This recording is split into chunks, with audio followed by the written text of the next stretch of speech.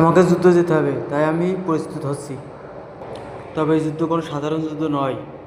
এই যুদ্ধ হলো নিজের ক্যারিয়ার গড়ার যুদ্ধ। এই যুদ্ধ হলো নিজের পরিবারকে ভালো রাখার যুদ্ধ।